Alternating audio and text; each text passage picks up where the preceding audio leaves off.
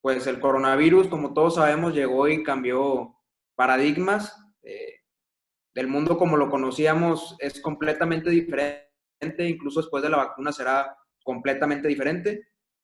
Sin embargo, pues tenemos que adaptarnos y específicamente hablando en lo educativo, tenemos que encontrarle una solución pues a un problema que nos llegó de golpe. Sin embargo, la educación pues ya presentaba ciertos errores o ciertas dificultades, en especial en México. Y bueno, pues el objetivo que tenemos como mesa pues es dialogar sobre los problemas y encontrar soluciones en conjunto a esta temática. Y bueno, pues presentarlos un poquito a todos para que se conozcan. Son invitados tanto de Héctor como de Adriana como míos y pues los voy a presentar para que se conozcan entre ustedes. Nos acompaña Heriberto Guzmán, quien es asesor técnico y docente con maestría en Administración Educativa. Armando de la Rosa, director jurídico del CENTE, sección 21. Ricardo Navarrete, secretario de Desarrollo Social de Ciudad Guadalupe, gracias por acompañarnos. Guillermo Puente, director general del Instituto de la Juventud de Ciudad Guadalupe, muchas gracias, Memo. Luis Elizondo, coordinador del Instituto de la Juventud de Apodaca, muchas gracias, Luis. Jesús Ávila Martínez, doctor en Ciencias Administrativas por el EGADE, experto en comportamiento del consumidor en la base de la pirámide. Muchas gracias, Jesús, por acompañarnos. La doctora Aurora Correa, con maestría en Innovación y Emprendimiento, experta en transformación digital. Y Luis Sertuche, quien es director de programas sociales en Guadalupe. Muchas gracias también por acompañarnos. Y bueno, pues todos ustedes tienen algún perfil que creemos puede ser de gran ayuda para mejorar este diálogo. Y bueno, pues la primera pregunta que les queríamos hacer es ¿cuál es su opinión con respecto al sistema educativo a partir del inicio de la contingencia por el COVID en Nuevo León? No sé si alguno de ustedes quisiera ser el primero en dar su opinión acerca de dicha problemática. ¿Nos puedes repetir un poco, Mauricio? Perdón, no se escuchó tan bien. Sí, claro que sí, secretario. Pues bueno, ¿cuál es su opinión con respecto al sistema educativo a partir del inicio de la contingencia del COVID en Nuevo León? ¿Cómo ha sido el sistema educativo pues desde la visión de cada uno de ustedes? Mira, me voy a quitar esto guardando un poco la sana distancia con mi compañero Luis Sertuche para efectos de poder expresarnos un poquito mejor. No sé si se escuche ahí. Perfectamente, secretario. Básicamente, me parece que como en la vida natural de cualquier parte o clúster en el cual se tenía una coexistencia social entre personas, pues en el tema educativo sin duda alguna cambió la interacción entre las personas, los protocolos de cómo se podía generar el ciclo escolar. Hoy en día vemos precisamente que por mandato de la Secretaría de Educación Pública, que es la máxima autoridad en materia educativa en el país, tenemos sí el inicio del ciclo escolar el 10 de agosto, pero no sabemos aún el regreso de los y las estudiantes a las instituciones, a los servicios públicos. Lo que te quiero decir es que siendo la educación algo demasiado importante, pues la realidad de las cosas es que ha seguido la misma tesitura que otras de las cuestiones, como por ejemplo no tener per se una atención prioritaria, puesto que pues ahorita, como ustedes bien saben, la agenda pública ha cambiado, es decir, en enero la agenda pública volcarse al tema de seguridad y servicios públicos en cualquier nivel local, pues hoy la agenda pública se convierte en el tema de salud y en el tema de, por supuesto, también la reactivación económica. Y yo creo que, estimados compañeros, Mauricio, hay que entender siempre lo urgente, pero también lo importante. Lo urgente, sin duda alguna, es la atención a la crisis derivada de la pandemia, tanto de salud como económica, pero lo importante también es definir los protocolos para que las y los alumnos puedan volver a las escuelas. Es decir, pareciera que nos agarraron con los dedos en la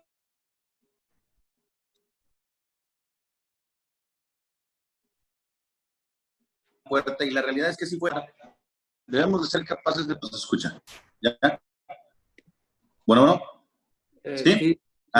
Debemos de ser capaces de poder generar una serie de protocolos que hagan que todas las personas, niñas, niños y adolescentes, puedan seguir asistiendo a las escuelas en cada una de las localidades, poniendo, por supuesto, también en relieve que no es una graciosa concesión, sino es una inmediata obligación, puesto pues, que la educación es un derecho inalienable que está mandatado a todas las autoridades por el artículo 3 de la Constitución Política de los Estados Unidos Mexicanos. Entonces, es nuestra obligación hacerle frente a esta crisis, exigirles la existencia de protocolos, ya sea determinados por la autoridad sanitaria o por la autoridad educativa, y a la falta de ellos por estas dos autoridades, pues por supuesto entrar la municipal y generar sí las condiciones para que podamos atender y entender esta nueva normalidad.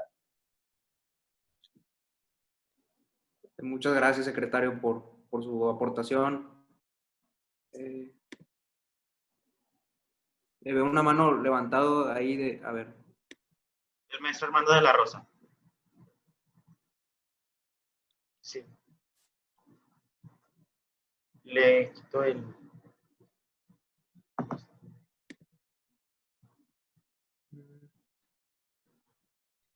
Creo que tiene el micrófono ya abierto. Listo, ya está desbloqueado.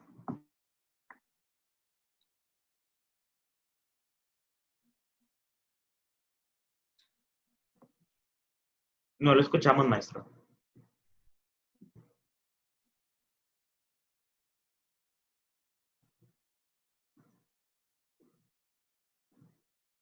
Maestro, no se escucha el micrófono, no sé si a lo mejor algo lo esté tapando. O lo tiene desactivado.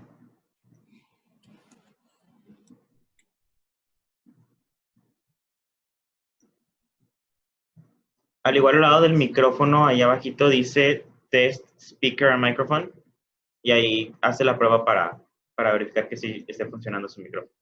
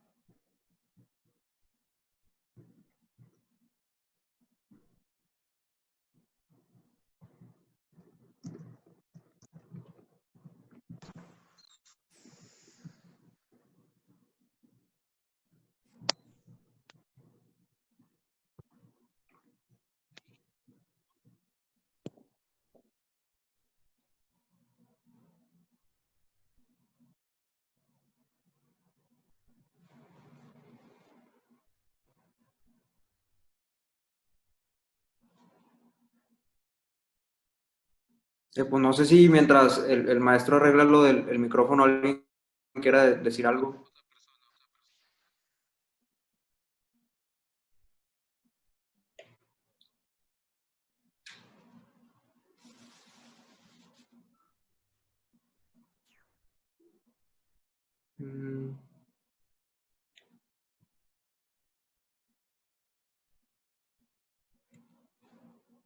A ver.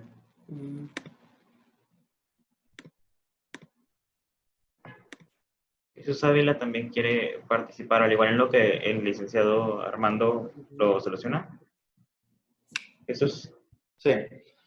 Bueno, lo que me parece interesante, ¿verdad? El enfatizar el que sea Nuevo León, porque hay una diferencia en cuanto a la educación en diferentes estados de la República. E inclusive es diferente tanto el acceso a la educación como el acceso a la tecnología educativa que se tiene por estado.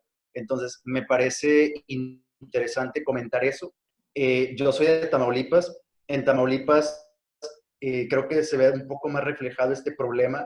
En Nuevo León, por ejemplo, vi que había algunas actividades a través de la televisión abierta que se estaban haciendo para que, al menos en educación básica y media, los alumnos no estuvieran retrasados en el plan de estudios, en comparación con algunos otros estados del país. Además, me pareció interesante el hecho de que se hiciera a través de televisión, porque, bueno, no tengo el dato de Nuevo León, pero a nivel de la República, el 92% de los hogares del país cuentan con televisión, mientras que menos de el acceso a Internet en los hogares del país es de alrededor del 56%. Entonces, me parece interesante que Nuevo León haya tomado en cuenta esto para dar una educación por el momento, por esta pandemia, a través de televisión y no únicamente a través de Internet o algún otro medio. Podrían no estar preparados algunas personas por no contar con este acceso.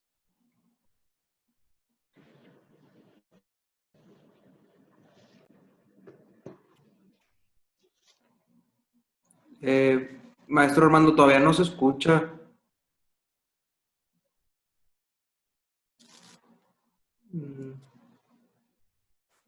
Creo que el director Guillermo Puente también quería decir algo. No sé si quieras, Memo, mientras decir algo.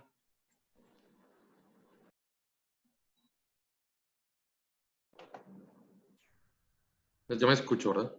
Sí. Ah, ok. Bueno, primero agradecerte, Mauricio, por la invitación. Saludos a todos que están aquí en la transmisión en Zoom también. Y bueno, pues son temas importantes, obviamente, destacando lo que decía el secretario, que los protocolos son de suma importancia. ¿Para qué? Aquí en Nuevo León hay que poner muchísima atención para volver, obviamente, a un ordenado regreso a clases, porque con las noticias tanto vemos como en el Estado, como lo vemos, datos que normalmente día con día nos están actualizando, vemos esto un poco lejano a los días de regreso a clases. En tema, por ejemplo, en la Universidad Autónoma de Nuevo León, que ya nos notificaron la semana pasada que el semestre va a ser totalmente en línea de que viene hasta diciembre. Entonces, los que están viendo también hacer un regreso, los protocolos sean demasiado importantes. Y el tema de la opinión del sistema educativo, yo creo que también los retos que enfrenta la educación no es solo para los alumnos, sino también para los maestros, que como muchos maestros lo comentaban y directores ahora en las graduaciones con la alcaldesa, que los retos también han sido para ellos porque constantemente no es lo mismo estar al frente de un salón de clases, tanto la capacitación como llevar un buen trabajo, tener las herramientas correctas y también dotar de capacitación, herramientas y buena enseñanza de los maestros hacia los alumnos que son los principales, obviamente, beneficiados con la educación. Hay que poner muchísima atención en todo el sistema educativo también hacia los maestros. Entonces yo creo que eso es lo que estamos enfrentando. Obviamente hay muchas cosas que faltan por unir, por estar ordenados, por protocolos, por muchísimas otras cosas más, pero lo importante del tema educativo debe de pasar a un término que sea lo mejor que se pueda comunicar. Muchas gracias, doctor Guillermo. Pues bueno, pasando a la siguiente pregunta. ¿Consideras que se está cumpliendo con las medidas pertinentes para cumplir con el programa del ciclo escolar? ¿Cuáles son las carencias de las nuevas implementaciones pues, para tratar de cumplirlo lo mejor posible?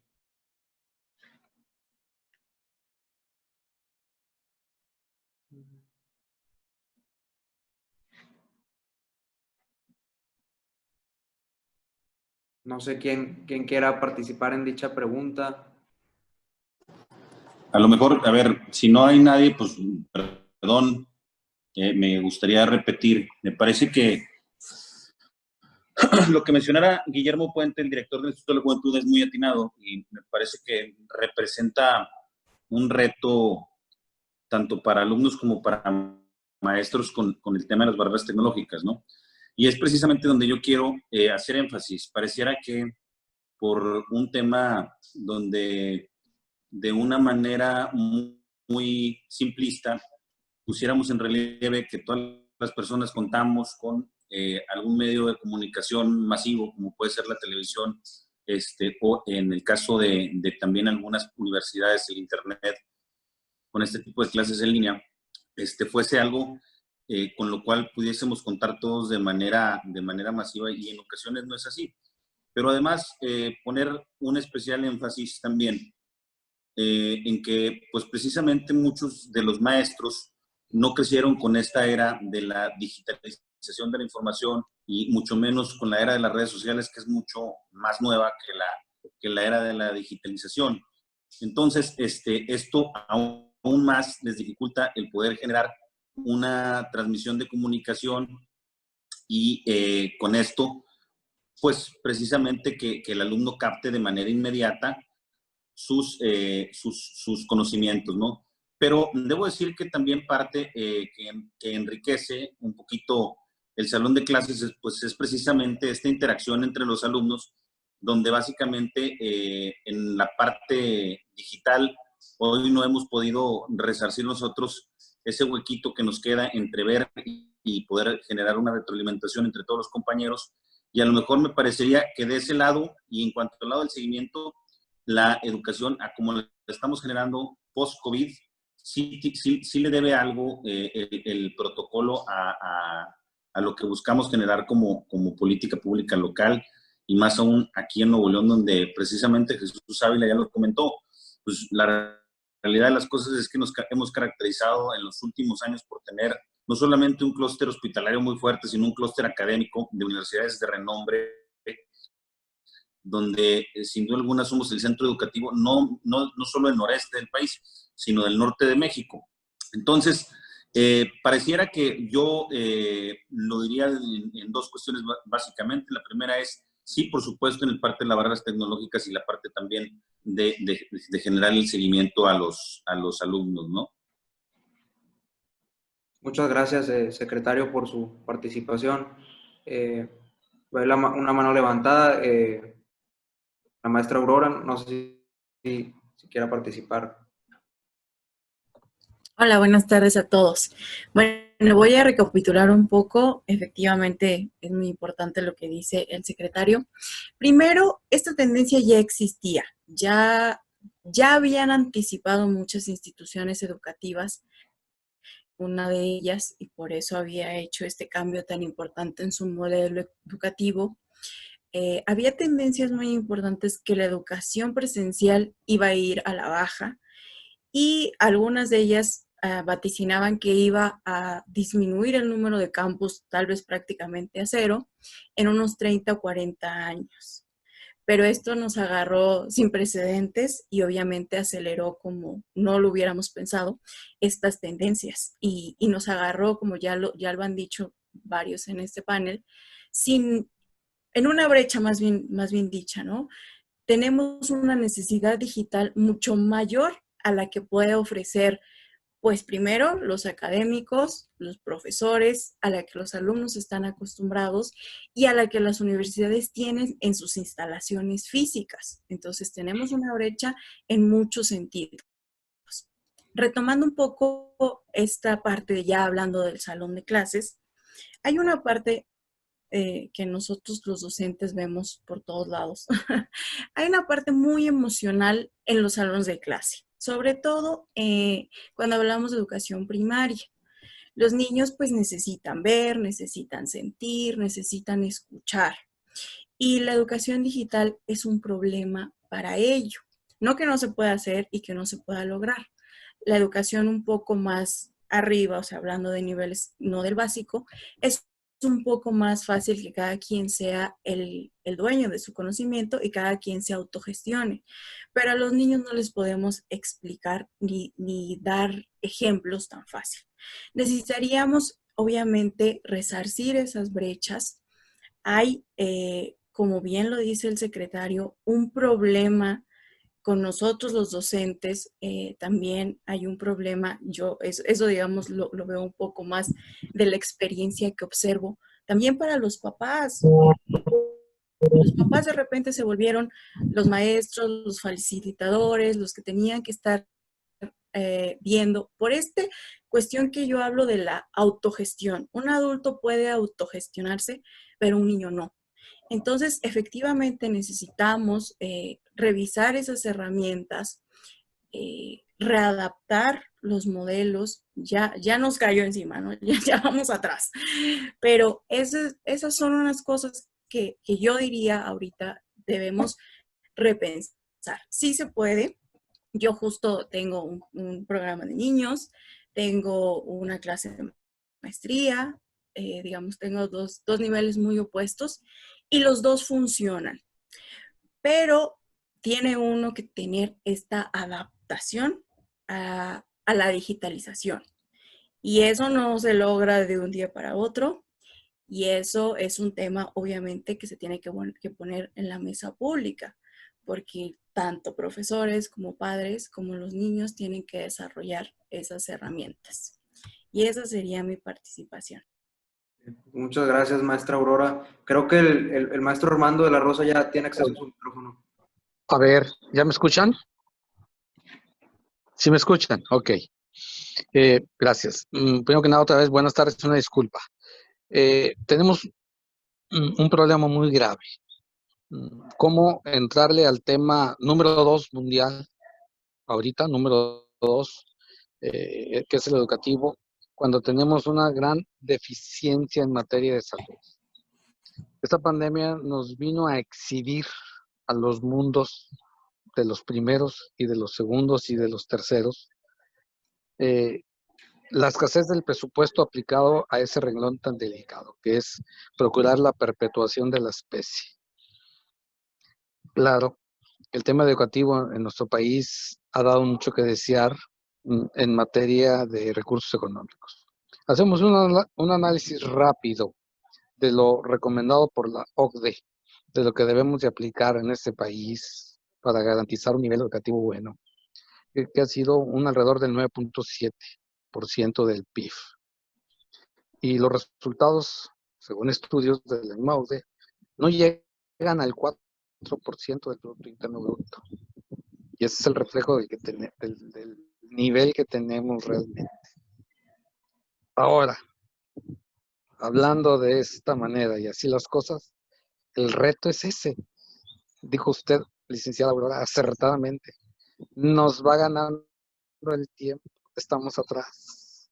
Las políticas públicas, por ejemplo, el compañero licenciado del municipio, no nos deja mentir.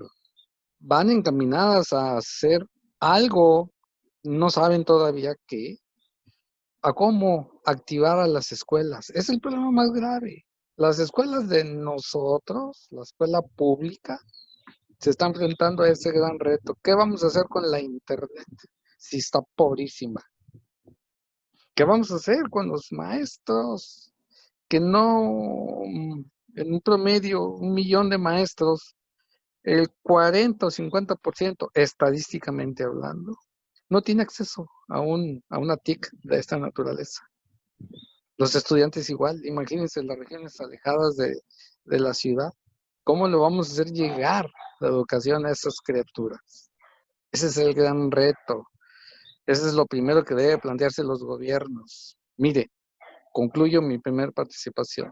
El señor presidente de la República dice, no haya aportaciones, antes cuotas, de ninguna naturaleza. Y si por alguna razón algunos padres de familia ya aportaron, entre comillas aportaron, se les devuelve.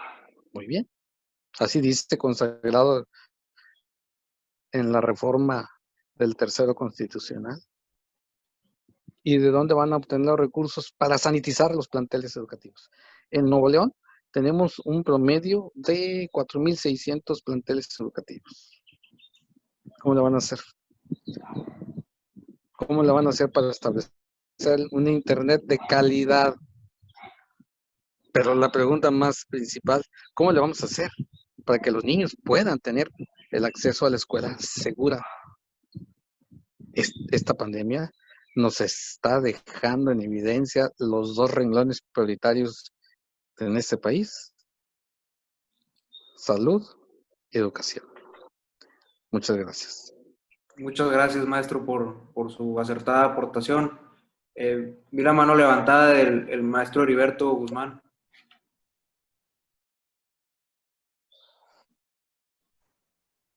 Pues, ¿qué tal, compañeros? Efectivamente, coincido en muchas de las posturas que el profesor Armando mencionó.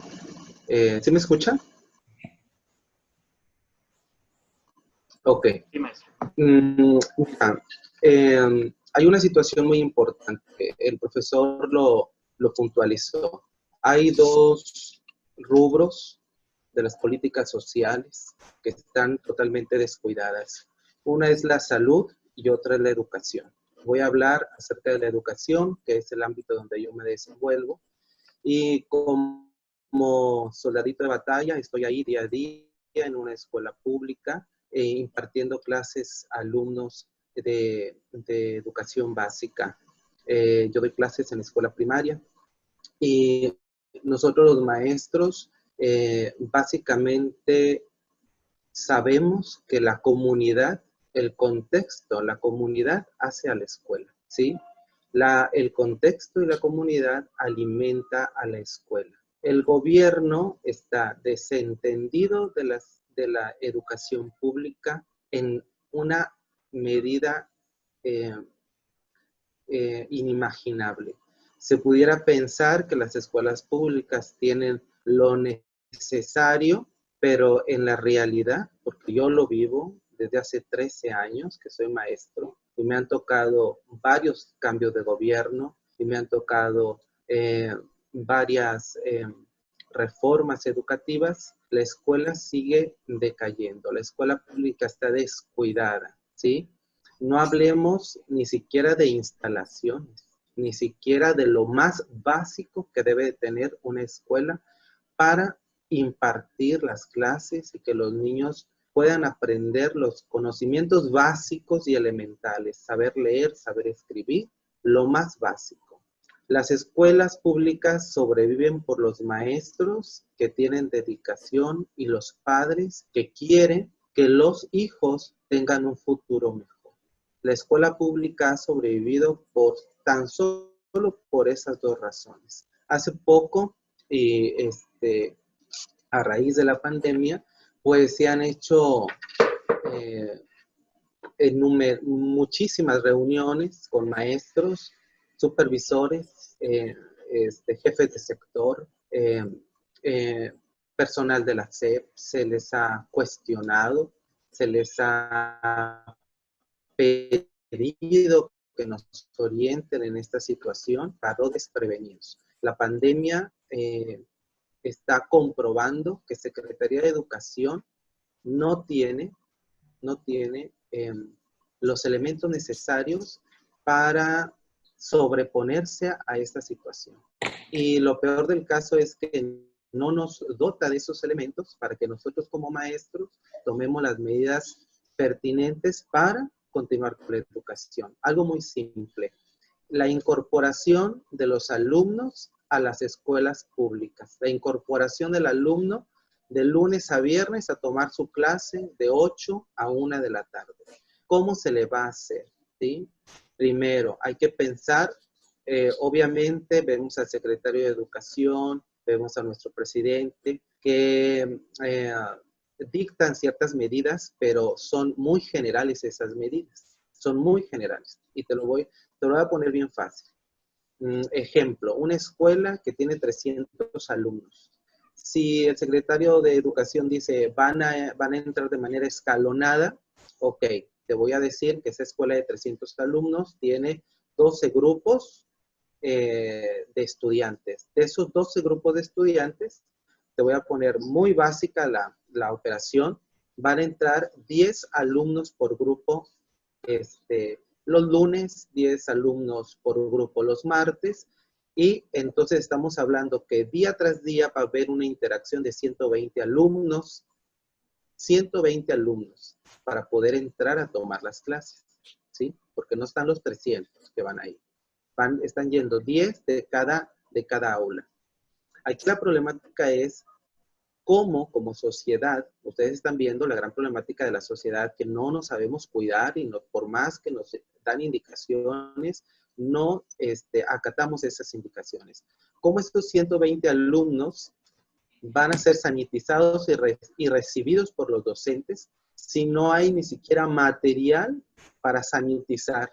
No hay ni siquiera el recurso, no baja el recurso a las escuelas públicas para comprar lo más indispensable, termómetros, por ejemplo, termómetros digitales, o geles antibacteriales.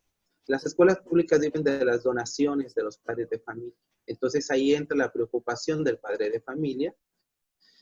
Realmente es una situación muy complicada, la incorporación y formar un protocolo, pero un protocolo que realmente impacte y que ese protocolo piense en los pormenores de una escuela pública, no de manera generalizada, sino específica, ¿sí? Realmente, ¿qué necesita el maestro para sacar adelante las actividades diarias con esos alumnos? Desde que se dio esto de la pandemia, yo de alguna manera decreté que,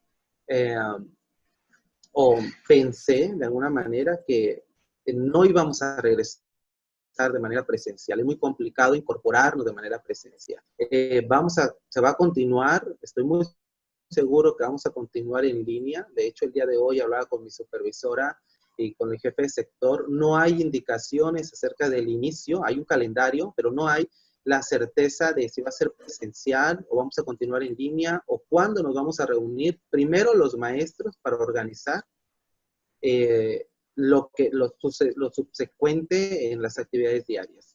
Entonces, es muy importante que gobierno, sociedad, se unan y formulen bien, al igual que sindicatos y Secretaría de Educación, formulen bien aquellas políticas que beneficien y que no violen los derechos hacia la educación de los estudiantes, ¿verdad?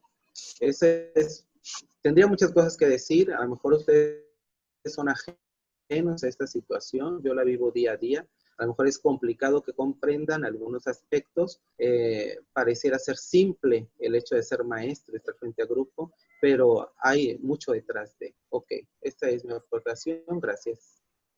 Muchas gracias, maestro, y pues sin duda los retos son grandes, más aún con la contingencia que se presenta, y pues muchas gracias por su participación y por contarnos un poco de lo que vive pues en su trabajo. Y bueno, pasando a la siguiente pregunta y en contexto con lo que estaba platicando el maestro, ¿consideras que es necesaria la innovación en el sistema educativo a partir de esta pandemia? ¿Y qué solución propones para mejorar el sistema educativo mexicano durante y después de la contingencia? No solo en instituciones públicas, sino también en privadas. Y pues bueno, hablando un poquito de esto, pues sé que los compañeros de Guadalupe, el señor secretario Ricardo Navarrete, el director Luis Sertuche y el director Guillermo Puente tienen ahí un programa de televisión que pues, me gustaría que explicaran un poquito de cómo se creó esto, por qué y cuáles son los retos que presentan y en general la pregunta para todos también. Sí, muchas gracias, Mauri. Se escucha. Primero que nada, a partir de toda esta nueva realidad en el modelo educativo, lo que nosotros nos propusimos es generar un acercamiento con la comunidad escolar en varios frentes. Uno, por supuesto, el frente de las asesorías con temas que son precisamente más del corte académico, pero también otro con el tema precisamente de algo que poco se ha al día de hoy checado, verificado, explorado, como es el tema del daño psicológico que está ocurriendo alrededor de nuestra sociedad por ese tema, por muchas cosas, ¿no? Por el encierro, por el nervio también de que pues tenemos familiares mayores de edad o en grupos vulnerables, por todo este tipo de cuestiones. Y nosotros definimos generar un acercamiento distinto, un acercamiento con la sociedad que precisamente genere este tipo de interacción, saber qué es lo que ellos quieren escuchar, precisamente no como dándoles por su lado, sino más bien sabiendo cuál es la problemática que ellos tienen y con eso atenderla. Por el lado de la Secretaría de Bienestar Social, un poquito definir que es una preocupación, y lo pondría como diagonal ocupación, de la presidenta municipal, de la licenciada Cristina Díaz, el que nosotros, a pesar de esta gran barrera que se avecina con el tema de precisamente la pandemia, no dejemos de hacer lo que nos toca. Y precisamente nuestro compañero pasado, profesor Heriberto, me parece que se llama, profe, comentaba acerca de la labor que tenemos que hacer gobierno y sociedad, pero yo diría que debe de hacerse tripartita para generar un modelo de gobernanza, debe ser entre los maestros, entre el gobierno y entre la sociedad, porque vamos a recordar un poquito, y esto no es culpa de nadie, sino más bien culpa de todos nosotros. El tema de que hoy tengamos las instituciones educativas de una manera u otra, digamos, en déficit o en deuda con el tema público, pues no se da de la noche a la mañana ni por obra de la casualidad. Recordemos derivado de la descentralización de educación de 1992, o se transfieren a las entidades federativas y a los municipios ciertas responsabilidades, pero aparejado las responsabilidades no vinieron ningún tipo de recursos, y pues en gobierno la realidad de las cosas es que más que en cualquier lugar en el nivel local, hablo de estados y municipios, pues el recurso es una camisa de fuerza. Y obviamente no es un tema solamente de recursos, sino un tema también de imaginación. Y indubitablemente se están generando este tipo de programas. Es decir, por ponerte un ejemplo, nosotros hoy por hoy, para generar mejores condiciones de salud en los planteles educativos, aun y cuando no hay alumnos, pero también, además de condiciones de salud, condiciones de seguridad, porque hay equipos dentro de las escuelas, estamos todos los funcionarios de la administración pública municipal, ahí tu papá también, por supuesto, Mauri, estamos deshiervando todos los planteles educativos, generando un ambiente precisamente de seguridad para las cosas que tenemos dentro de los planteles educativos, para la misma gente que no siendo alumnos ni maestros de manera constante, sino intendentes y otro tipo de personas, que muchos ya son mayores de edad, puedan estar ahí también tranquilos, pero también para que no sea un foco de infección aquel plantel educativo el cual nos ha ocurrido dentro de 3 meses. Bueno, este es un solo ejemplo, pero también por el lado de las cuestiones que hacemos de manera cotidiana o rutinaria. Nosotros desde el año pasado, por instrucciones igual de la presidenta municipal, y déjenme les digo que esto no es parte de un discurso, sino va más allá.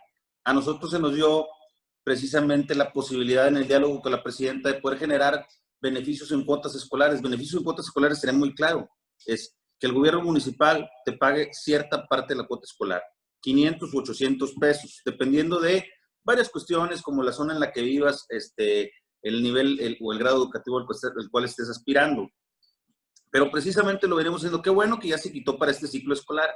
Nos llena de gusto, porque la realidad de las cosas es que pues hay mucha gente que va a estar, digamos, muy apurada por el tema económico que se está viendo hoy en día. Pero nosotros lo veníamos haciendo, y ahora pues con este tema se ha venido ajustando este tipo de cuestiones también, y habrá que apoyar en otros frentes, como el frente de los útiles escolares, en el cual nosotros, como tú bien sabes, estábamos llevando los útiles escolares a las escuelas para que en Guadalupe, como es del conocimiento de algunos y de otros les informo, nosotros igual por el interés de la presidenta generamos un programa de útiles escolares de manera universal, una bandera blanca en útiles escolares. Pues ahora el reto va a ser mayor, porque ahora los más de 100,000 paquetes escolares vamos a tener que ir a entregarlos casa por casa, donde vamos a estar nosotros precisamente generando un censo acerca de las necesidades, viendo cómo se los entregamos, generando un despliegue. Por supuesto, a ver, aquí yo creo que en la vida y en la política hay temas para competir, temas para construir. Sin duda alguna, el tema de la educación es un tema donde todos debemos de construir, pero que también se presenta sus complicaciones, como pues por ejemplo pues los calores. Hoy simple y sencillamente es gente que traemos en la calle, y nosotros mismos como secretarios y funcionarios de primer nivel, la alcaldesa no se diga, salimos y no es nada, no resulta nada sencillo. Y esto durante todo este mes, porque aparte pues el personal es constreñido, es una cuestión que es muy limitada en el gobierno municipal, y pues precisamente lo hacemos con mucho gusto, con poco recurso, pero con mucha vocación. Entonces, pues dicho de una manera general, tenemos que cambiar la manera de hacer las cosas, y yo creo que la gran interrogante al día de hoy es el cómo sí logramos el acercamiento con la gente, el cómo sí podemos generar este tipo de políticas públicas que permitan precisamente que la educación como principal motor de la movilidad social sea algo que se pueda seguir generando en todos los niveles precisamente del gobierno. Gracias. Muchas gracias, secretario. Creo que el maestro Jesús Ávila quería participar. Sí, anteriormente sobre lo que han comentado, me parece que fue el profesor Armando y la profesora Aurora. Y me pareció muy interesante que comentaran primero acerca de cuál es el porcentaje del PIB que se destina, ¿verdad? Ya el profesor nos había compartido cuál es la determinación de la OCDE al respecto. Y efectivamente, el porcentaje que se destina es menor al 4%. De hecho, para el presupuesto de egresos 2020 fue del 3.1%.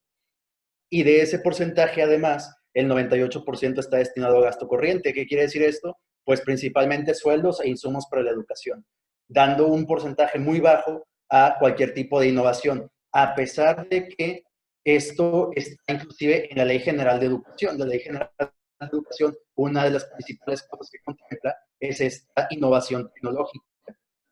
No va acorde el presupuesto de egresos que nos está dando el gobierno federal con lo que dice esta ley, ¿verdad? Incluso hay algunos cambios para el artículo 3 constitucional respecto a este tema también, ¿no? Lo pone como algo que debe de ser para cualquier persona el acceso a este tipo de tecnologías en la educación. Entonces me parece importante mencionar eso, además de ciertas estrategias que se han implementado. No veo claro cómo se está destinando un presupuesto para eso, a pesar de que está en papel. O sea, en papel, digamos que está todo muy bonito, pero no me queda claro cómo se está llevando a cabo esto. Por ejemplo, una de las cosas importantes que se ha hecho es la Estrategia Nacional de Atención a la Primera Infancia.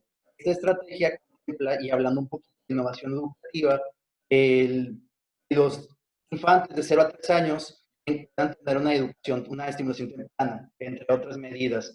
Y no queda claro cómo se está llevando a cabo esto. Ahora, si ha habido una innovación en general en el país, yo diría que ha habido una propuesta, sobre todo. Durante el sexenio pasado, por ejemplo, había creado el sistema de información y gestión educativa.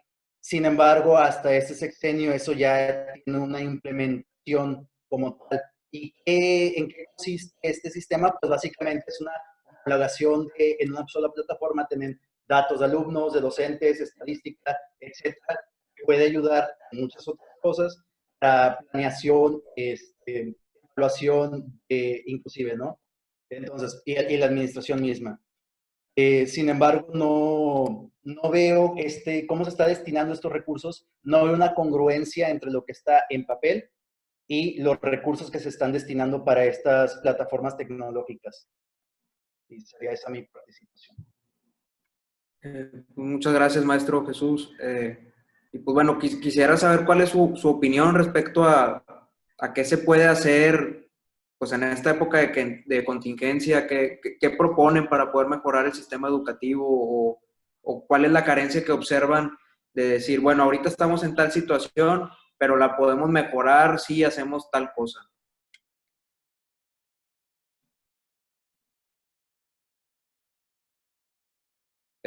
Sí, maestro Armando, muchas gracias.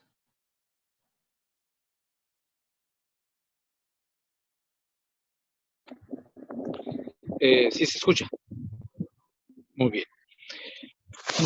Lo dijo acertadamente un compañero maestro que está frente al grupo, digno representante de la materia educativa. Tres problemas singulares derivados del punto que acaban de lanzar. ¿Qué va a hacer el magisterio? Que estamos puestísimos para entrarle a lo que sea. El maestro es un apóstol, ¿sí? ¿Qué va a hacer para poderlo capacitar? Primero, para entrarle a las TIC. Dijo el compañero maestro acertadamente, van a ir 10 alumnos por grupo. Pensemos en una realidad. Tenemos escuelas cuyos grupos son de 50. Fíjense bien, 50 por turno, por un grupo. Anticonstitucional, claro que anticonstitucional. Me ha tocado participar en varios Teacher Exchange.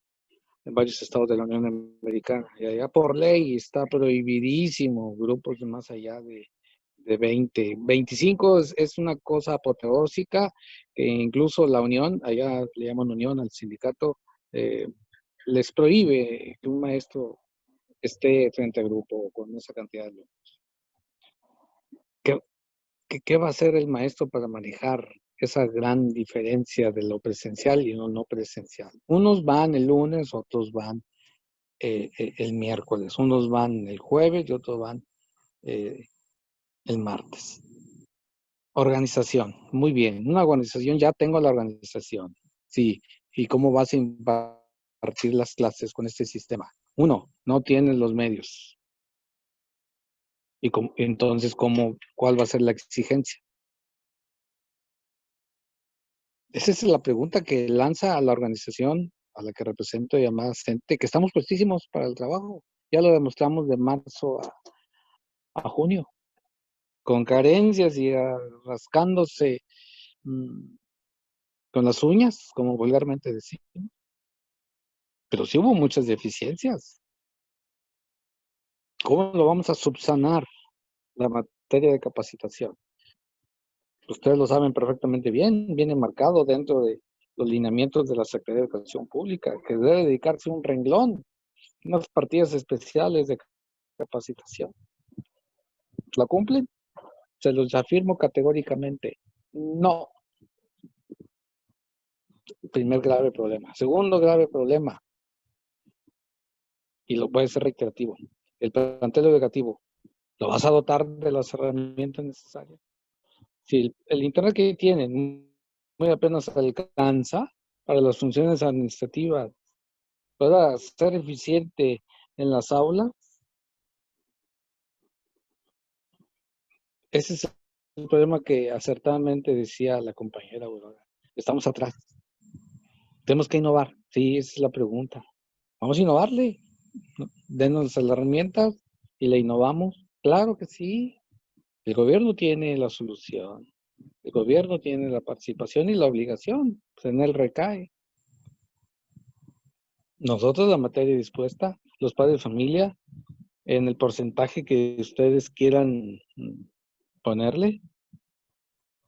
La gente respondió ante esta grave crisis denominada pandemia COVID-19.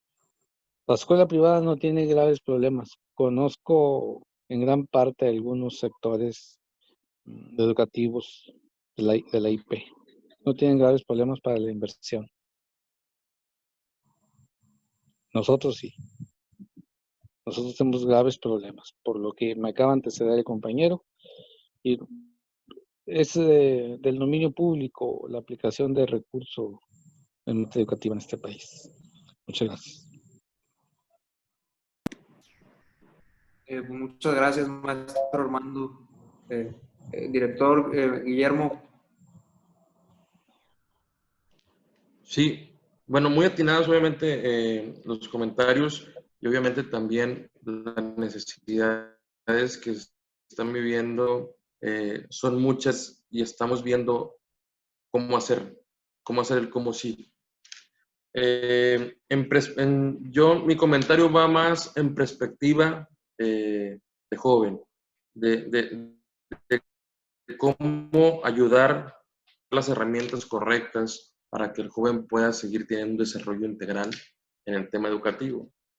Sin duda apoyamos, yo he visto acciones obviamente que las vivimos porque las hacemos en conjunto, donde quitamos trámites que hacemos Juventud en tu Casa, que fue una acción que hacemos para quitar trámites para los jóvenes de preparatoria y universidad, donde es una de las principales, yo creo que motivos por los que tenemos que tener prevención para que ya no vengan aquí, porque son más de 10,000 jóvenes becados en el municipio de Guadalupe que estamos apoyando. Lo que comentabas también, Mauricio, de la plataforma en la que estamos utilizando diferentes, tanto mensajes positivos, capacitaciones, talleres para los jóvenes en temas de interés y que les ayudan a su crecimiento y desarrollo, es de suma importancia. También los hacemos, que es una plataforma en la cual se hace de forma virtual para que los jóvenes sigan capacitándose y sigan desarrollando. Uno de los temas que más de 2 personas han comentado es el acceso a Internet. Esto obviamente es una necesidad, tanto si no hay jóvenes que se puedan conectar, los maestros no tienen a quién enseñar. Y esa es una de las cosas que obviamente la alcaldesa en semanas anteriores estábamos viendo el cómo si para los jóvenes que se van a estar conectando por diferentes plataformas, el ver el cómo si, sé que hay temas de fondo, sé que hay necesidades de fondo, como lo dice Armando y lo dice el maestro Heriberto, sé que hay cosas de fondo y que también se tienen que atender y que también soy de los convencidos que gobierno, tanto educación y sociedad, tenemos que participar en conjunto. En Guadalupe se está implementando un programa, una política pública donde se llama Guadalupe Online, para que los jóvenes tengan internet de calidad para que se puedan conectar. ¿Por qué? Porque mediante encuestas, obviamente, no una idea de ver a dónde va una estrategia de presupuesto, es la necesidad tanto de los padres de familia como de los jóvenes que no se están inscribiendo. La tasa, obviamente, que tenemos de jóvenes que se están inscribiendo a secundarias, a preparatorias y universidades, pues va a la baja, ¿no? Y entendemos que son por diferentes porque hay que ver las necesidades que en vez de pagar un internet, pues yo creo que ahora están pagando otro tipo de necesidades básicas en la casa. Repito, si no hay jóvenes en el aula, ni tampoco jóvenes en las nuevas estrategias y en las nuevas modalidades que estamos mutando, pues no va a haber a quién enseñar, ¿no? Porque no estamos haciendo ese alcance. Entonces, por eso el programa de Guadalupe Online que está llegando a que los jóvenes tengan accesibilidad a la educación. Una cosa que no comentó el secretario, que también están participando en lo que comentaba en temas de seguridad y en temas de acercamiento hacia los planteles educativos. Obviamente son responsabilidades repartidas, pero seguimos atendiendo como gobierno municipal y también se tienen que implementar. Es ahí donde yo concuerdo con que la sociedad, con gobierno, nos tenemos que unir para hacer este tipo de cosas donde las escuelas están pidiendo ayuda, donde las escuelas están pidiendo medidas de prevención, donde nos tocó ir a nosotros a entregar porrones completos en las escuelas cuando esto apenas iba arrancando, porque tenemos que cuidar a los alumnos, tanto niños de secundaria, primarias, preparatorias y universidades. También soy de los convencidos que tenemos que estar al pendiente de las necesidades, como lo dice Heriberto. Y sí, tal vez no lo implementan todos, pero yo creo que en este tipo de diálogos nos damos cuenta de que las necesidades están pasando. Pero también nos damos cuenta de que hay políticas públicas y acciones que están tratando de que esto pase de la mejor manera y que todos tengan acceso a Internet. Una de las cosas que yo le he comentado a muchos directores de preparatorias y universidades, de los convenios que tenemos nosotros, que es el más grande en todo el estado, es el convenio con más de 10,000 becas del 30 al 100%, y ellos mismos nos dicen, no tenemos a quién darle becas porque muchos están dando de baja. Entonces, por eso mi comentario de si no hay alumnos, pues los maestros no tienen a quién enseñar.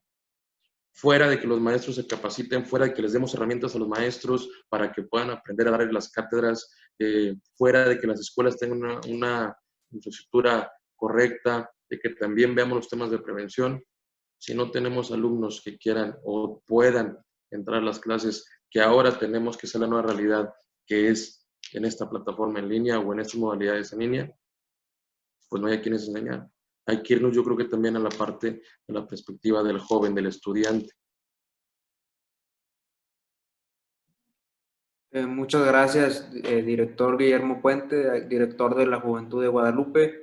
Y pues bueno, por último, si nadie tiene un comentario adicional, el compañero Héctor quería compartirles un video corto de la reflexión de la mesa pasada, donde se establecen las propuestas a las que llegamos, pues para ver qué opinan como maestros expertos y como gobierno acerca de la implementación de los mismos. Sí, como dice mi compañero Mauricio, bueno, tuvimos una mesa de diálogo previa en la que pues, nos acompañaron varios maestros, varios jefes de sector, supervisores, maestros de México y Estados Unidos. Entonces, pues bueno, como lo habíamos mencionado, nuestro propósito con estas mesas es lograr hacer un proyecto de emprendimiento social y nosotros enfocamos ese problema pues como tal en la innovación en la educación, porque bueno, es algo que pues el COVID no lo ha puesto aquí, ¿no? Es un problema que ya estaba y que nos lo ha puesto muy enfrente. Lo que comentábamos en esa mesa principalmente era la falta, o sea, que lo que creíamos que ya estábamos solucionando era la accesibilidad a la educación. Pero justamente ahora que pues surge esta contingencia, esta accesibilidad, bueno, pues las personas que inclusive pareciera que ya tenían acceso, bueno, pues ahora no lo tienen, porque ahora estamos ya con otra, pues ahora surgen esos problemas de cómo nos conectamos, de las tecnologías, todo, ¿no? Entonces nosotros tenemos, bueno, 2 propuestas y también me gustaría que vieran un poco de lo que comentaron algunos maestros y activistas, o sea, personas desde la iniciativa privada, para ver ustedes como, pues, como docentes, como maestros, como funcionarios de gobierno, qué opinan con respecto a esto y si creen que pudiera ser viable o qué solución alterna propondrían, ¿no? Se los voy a compartir, les voy a compartir mi pantalla, solamente denme un momento.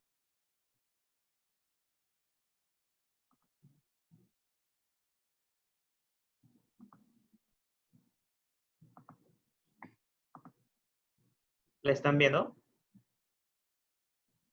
Ya parece, Héctor. ¿Se escucha?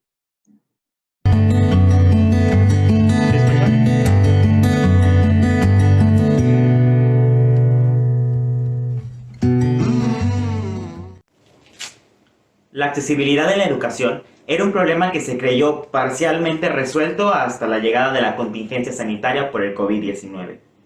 A partir de esta, el sistema de educación se ha tenido que enfrentar a una diversa cantidad de retos, ya que no se está garantizando ni la accesibilidad ni la correcta y completa impartición del programa del ciclo escolar.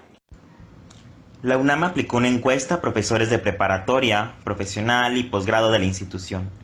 Respondieron un total de 383 docentes, que señalan que los principales problemas que tuvieron al impartir sus cursos durante la pandemia fueron en un 43.3% logísticos, 39.7% tecnológicos, 35.2% pedagógicos y 14.9% por problemas socioafectivos.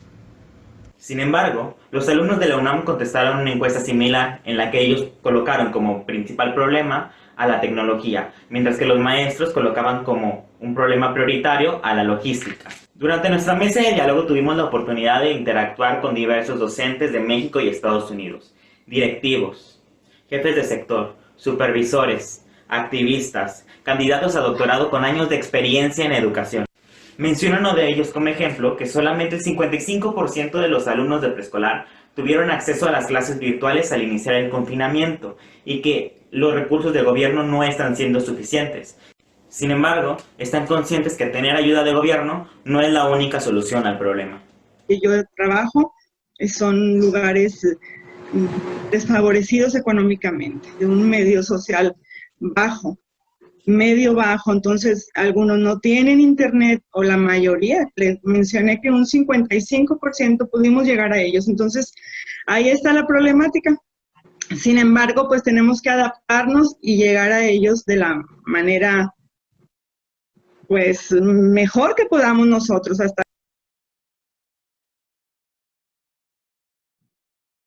la profesora Mascareñas lo mencionó muy bien. Yo creo que el gran reto que tenemos hoy en día no tiene que ver ni con PowerPoint ni con el acceso real del Internet.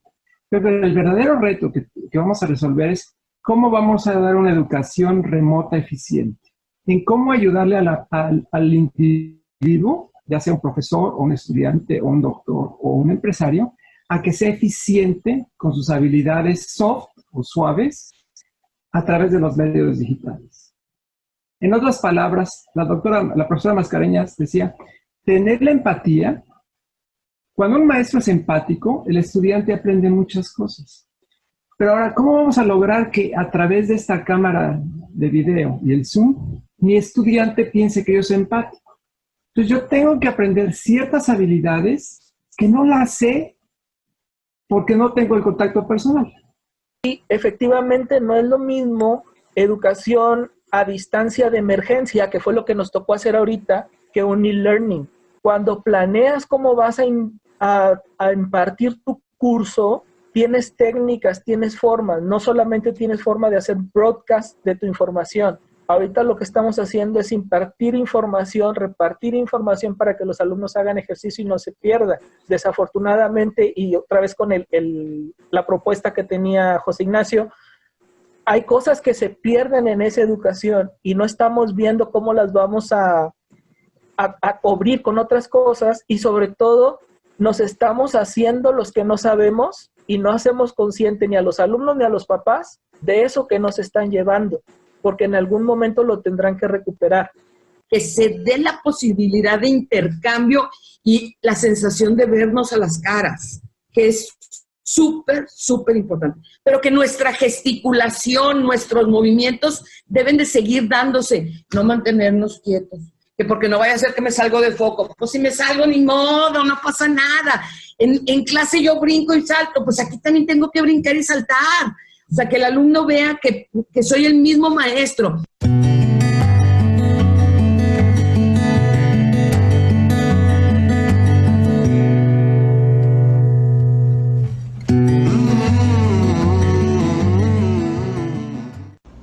Bueno, continuando con lo expuesto por mi compañero Héctor, como equipo buscamos implementar un proyecto en el sector educativo, específicamente a los maestros, buscando que sean más empáticos con los alumnos, que conecten mejor. Sabemos que es complicado a través de los casos, lo cambió y pues buscamos realizar dicho proyecto para que los alumnos puedan continuar y pueda ser de mayor provecho o pueda ser de provecho en esta nueva normalidad para los alumnos.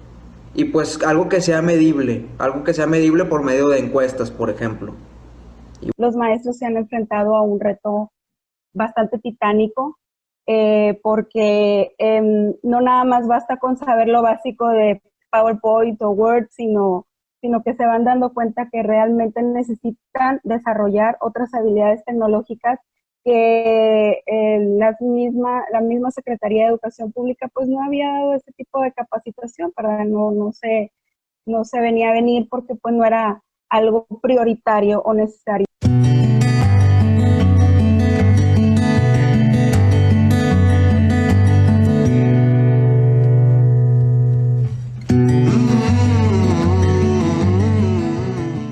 Al uso de estos dispositivos tecnológicos o estas redes sociales es que los adolescentes no están acostumbrados a utilizar estos recursos de manera propia o educativa. Y pareciera que es mucho el trabajo, pero en realidad es que es diferente.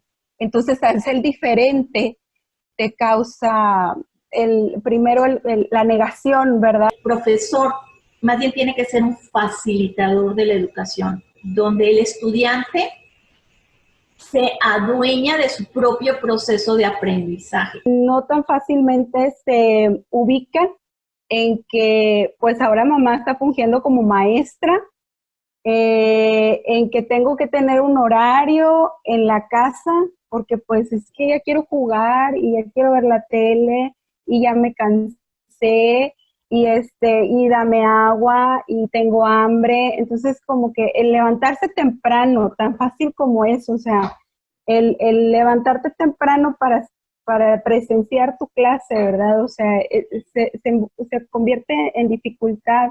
Porque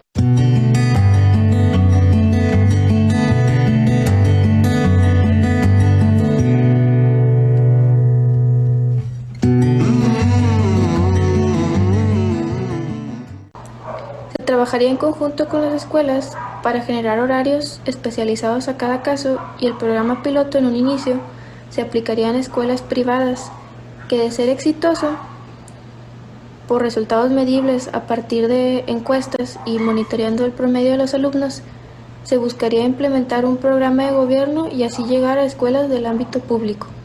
Desde nuestra investigación podemos concluir con 3 ideas importantes. La primera es que las crisis pueden ser oportunidades. La segunda, que los profesores son el pilar del sistema educativo. Necesitamos enfocarnos para capacitarlos en sus habilidades de enseñanza. Y la tercera es que lo más importante es la salud de los estudiantes y los profesores. Para regresar a las escuelas en un futuro debemos garantizar que las escuelas serán un ambiente seguro y sano. Tengo tan evidente. El COVID hace que se tenga que visualizar todas las problemáticas que se está teniendo, que ya sabíamos que sea, pero la está haciendo a flote para que todo el mundo la vea evidente. La educación tiene que cambiar, pero tiene que cambiar no nada más la forma en cómo impartimos, sino la forma en cómo aprendemos.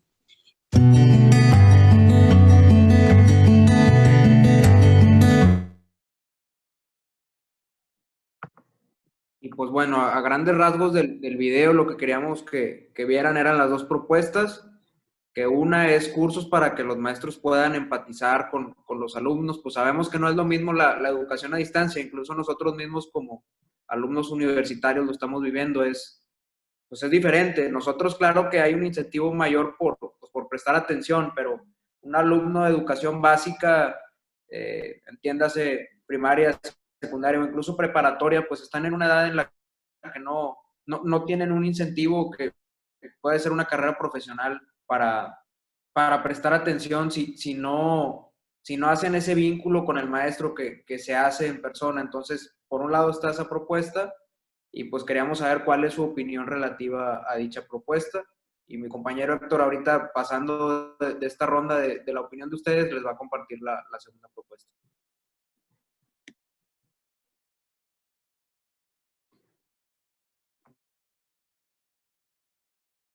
Veo la mano levantada del maestro Jesús Ávila.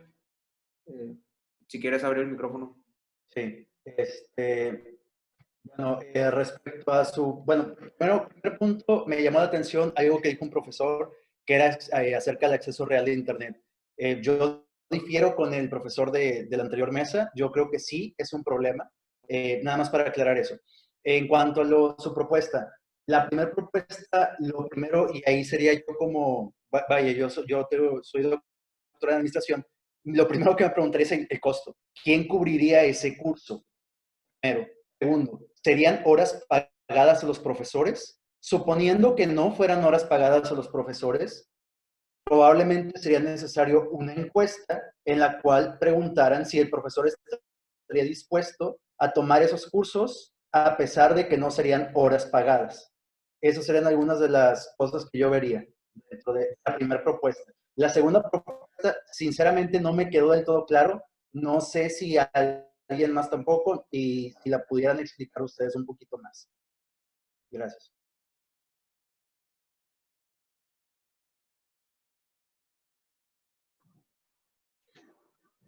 Yo, en el tema, escuchando toda la información que decían sobre las encuestas del 47%, que eran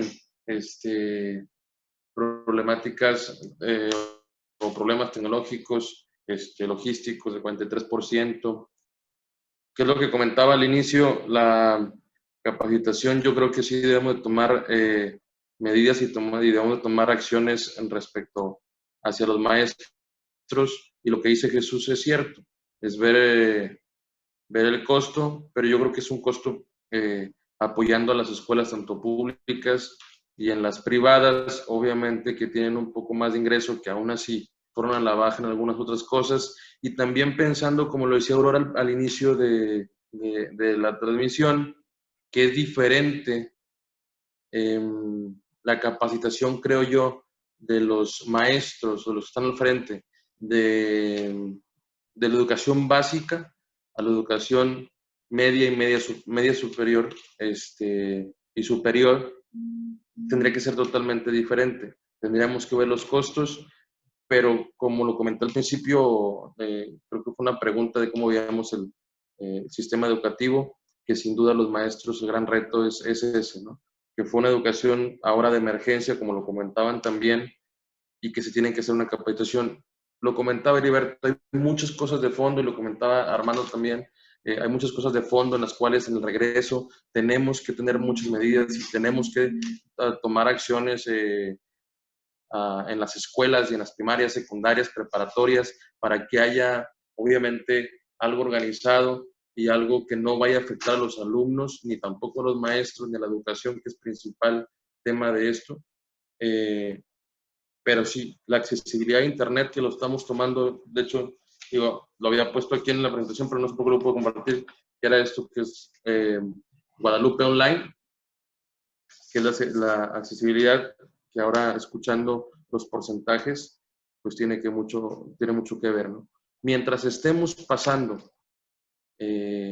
estas nuevas realidades de educación a distancia, que no es lo mismo que las universidades que ofrecen carreras o estudios en línea, que no es lo mismo, repito, tenemos que tomar, y obviamente se están tomando, y las propuestas que teníamos nosotros de los programas que estamos haciendo y acciones son de accesibilidad a Internet y capacitación a los maestros, dependiendo, como lo dice Aurora, los de educación básica, educación media superior y superior, que son obviamente diferentes de parte de gobierno a lo que corresponde que podemos nosotros aportar.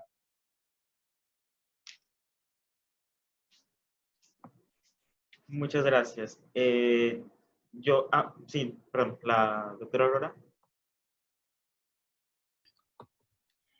Bueno, ya trajeron a colación este punto sobre los costos, que los modelos de negocios sociales tienen un twist con respecto a los modelos de negocio tradicionales, en cuanto sobre a quién le va a recaer efectivamente ese costo. Entonces, bueno, esa idea ya ustedes la refinarán conforme vayan avanzando en estas sesiones que hacen. Pero un punto muy importante que les quiero decir, no tanto sobre el negocio ni sobre la idea, sino sobre sus dos propuestas, creo que hay algo que es importante mencionar y que creo que no lo hemos traído mucho a colación. Creo que en la otra sesión sí hablaron un poquito más de ello, de la innovación educativa. Como bien lo decía, creo que me parece que fue el secretario al principio, Nuevo León es un hub, es un punto muy importante donde subyacen, donde todo el mundo se junta en términos educativos. Y no solamente en instituciones educativas, no solamente que tiene unas universidades de gran calidad, no solamente que junta investigadores, sino que también es un punto de innovación educativa. No solo es un referente en el noreste, es un referente a nivel internacional.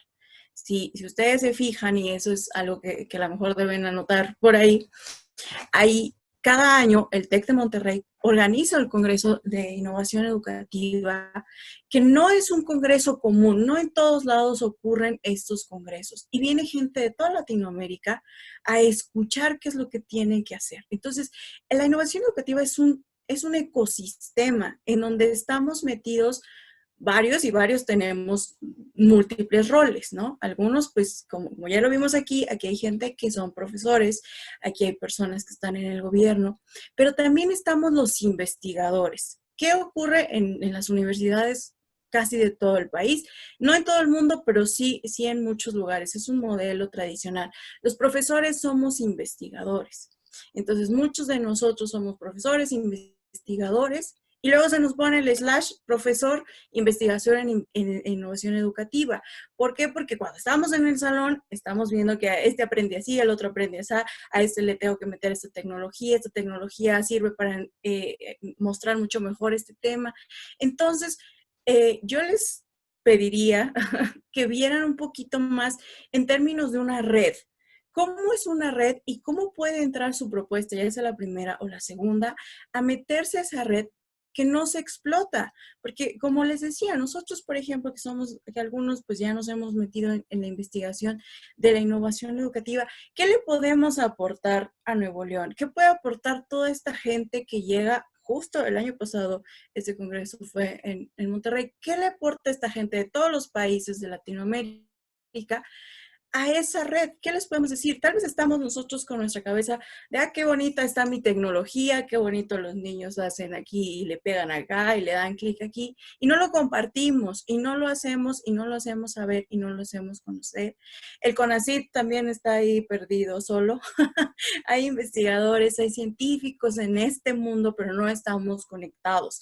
Las empresas también, pareciera que no son parte de este ecosistema, pero las empresas también son parte de este ecosistema. ¿Qué me puede aportar? O sea, en términos de la propuesta, esto que ustedes decían, empatía. Bueno, a ver, ¿el gobierno qué me dice? La empresa que tiene para darme, los científicos que me pueden dar, los profesores, etcétera. Entonces, enriqueciendo en términos de red, es más fácil su primera propuesta en términos de decir, bueno, vamos le voy a poner nombre, pero vamos a utilizar las economías de red. Vamos a jalarnos de lo que ya está interconectado o de lo que ya hacen los demás para que podamos empezar a proponer. A lo mejor los demás tienen unas ideas súper buenas. A lo mejor un montón de profesores saben cómo ser muy buenos empáticamente con los alumnos. A lo mejor saben que tienes que sonreír, que no tienes que sonreír. Bueno, todos estos recursos ya vamos a destilarlos y ponerlos en un solo lugar, digamos, ya lo expliqué muy revolcado, pero ¿cómo van a usar esas o mejorar esos links en este ecosistema para que sus dos propuestas sean más viables, más fáciles y que ya no estemos con tan, el costo, ¿quién va a pagar? ¿Quién va a pagar? A lo mejor mucha gente está dispuesta a darlo gratis en pro de la educación, porque yo creo que muchos de los que damos clase lo hacemos por el amor al arte. Listo, esa es mi participación. Muchas gracias, maestra Aurora. Vi la mano levantada del maestro Heriberto. Le cedo el micrófono. Bueno, escuchando un poquito lo que ustedes pretenden realizar, sí hay mucha ambigüedad, o incluso podría decir que se fueron a lo fácil, como que proponer, pues al maestro le falta capacidad o capacitarse para, podamos capacitación. O sea, realmente las propuestas que están haciendo o soluciones, posibles soluciones, sí falta que indaguen más, o sea, que no se vayan a lo fácil, ¿sí? Ahorita en la actualidad hay maestros, por ejemplo, que tienen 30 años de servicio dando clases frente a grupo en cualquier nivel, básico, medio superior y superior.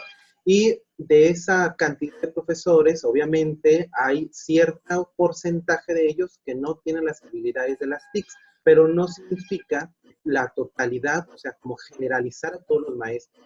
Hay maestros egresados recientemente que la era de la tecnología, ellos nacieron en la era de la tecnología, vaya, entonces no tienen que ser tan obvios en la situación de poder proponer una capacitación como generalizada, ¿no? Hay maestros que dominan las TICs, hay maestros que han sacado adelante las clases en esta pandemia y de lo mejor, como ustedes no tienen una idea, y con pocos recursos y recursos propios. Entonces yo creo que sí tienes que hacer ahí un análisis más reducido a quién le vas a dar esa capacitación y también pensar, por ejemplo, hacia qué sector va dirigido